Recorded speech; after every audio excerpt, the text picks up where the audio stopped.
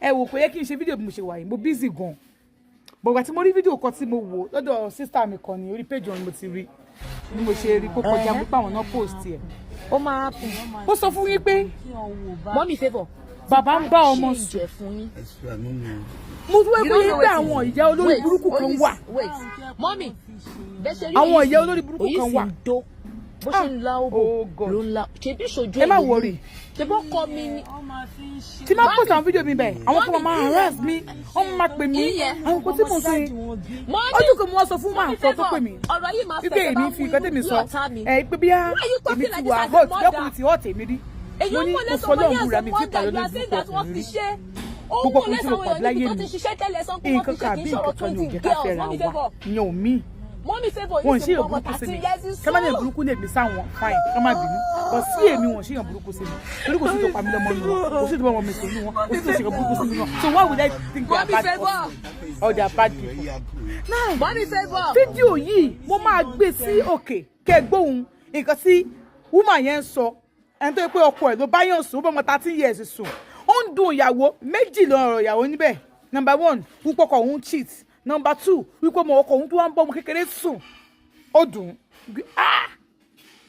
ọkọ òun wíì sì ń bá ọmọ ọdún 13 years sí mẹ́tàlá sùn ẹ wá gbọ́ nǹkan tí ìyá ọmọ ń sọ olórí burúkú abiyamọ tó yẹ kó jáde kó ya Muisi lásán pẹ́rẹ́rẹ́ àmọ́ tẹ́ bá máa wádìí ẹ̀ wò woman yẹn gẹ́gẹ́ fún ara rẹ̀ ọmọkùnrin yẹn ń bá alájọṣepọ̀ ẹ lọ wò oh God ṣe rí happy new year to everybody but God wọ́n á ṣe o tí bá sọ fún yín pé iná ń jó lórí omi ẹni kí lọ bú irú ẹ̀ wá oríṣiríṣi lè ti wá ètí gbọ́ ìmí wà ń bẹ̀ tá a lè fẹnu wa ìsọ tá a sọ pé tá a bá ti ṣe nǹkan tá a fẹ́ ẹ máa bọ̀ ní stúdíò ẹ wá sọ fún wa lára yín ọ̀rọ̀ lè kọjá ó gbẹnu tán gidi gan nígbà tí mo wá rí fídíò yẹn mo wá ní máa post ẹ̀ fún yín kí ẹ lè rí ẹbí wọn sọ fún ẹ pé cousin mi ni àbúrò mi ni ọmọ ẹ̀gbọ́n mi ni ọmọ àbúrò bàbá mi ni ó máa pọ̀ mommy favour ti bá change ẹ̀ fún yín.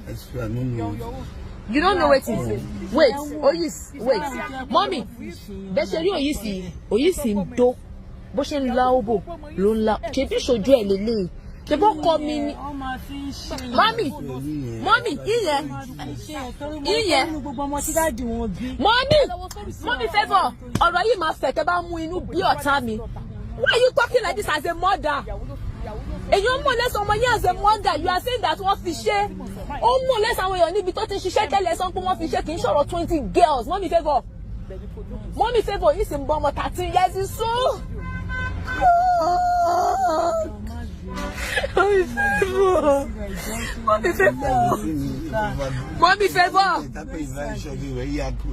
Mommy favour. You don't get infection. No, man. Come. Favour, speak up. You and who did my husband? Talk wetin you dey do inside car.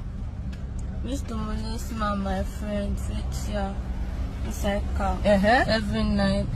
Anytime we come to my friends, you will be sucking your breast. He's always sucking our breast and we bring out the spirit that we should be massaging it. Oyis, you hear her? Oyis, true or false? It's true. Oyele, did you see your wife? Did you see how beautiful, God-fearing, hardworking your wife is? The same Oyisi, almost 13 years, London roof for me. Almost 13 years. Eshubo, Akonkini. Oyis. Excuse me, which church? Oyis. Wait. Oyis, wait, which church?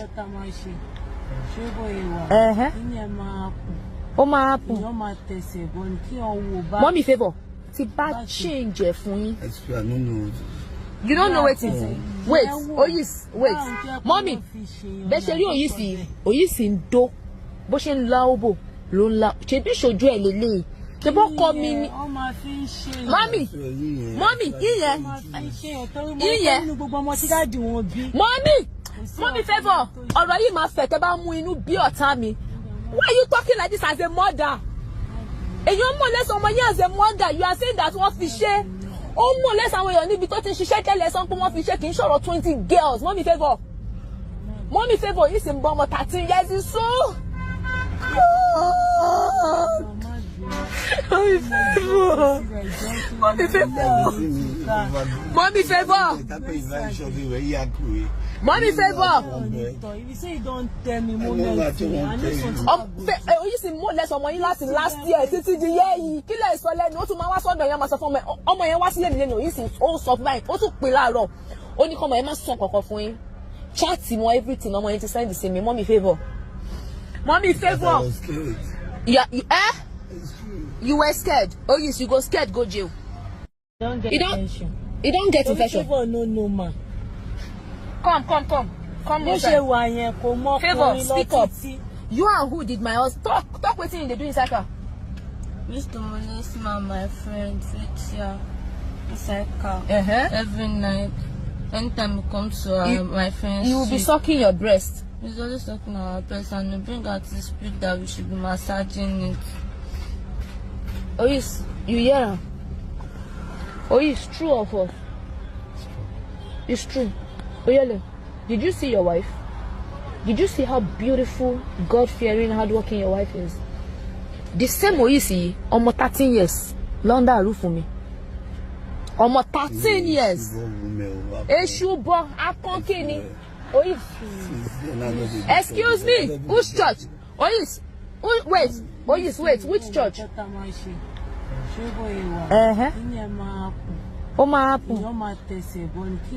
Mommy favor. It's a bad change for me. You don't know what it is. Wait, Oyis, wait. Mommy, Besheri Oyisi ndo. Boshen laobo, lola. Chebi shoju elele. Chebo komi. Mommy, iye. Mommy favor. Ọ̀rọ̀ yìí máa fẹ́ tẹ́ bá mú inú bí ọ̀tá mi. Why are you talking like this as a mother? And you're more or less someone as a mother. You are saying that one fish. Oh, more or less someone you need because she share tell us something one fish. Can show 20 girls. Mommy favor is in Bomber 13 years is so.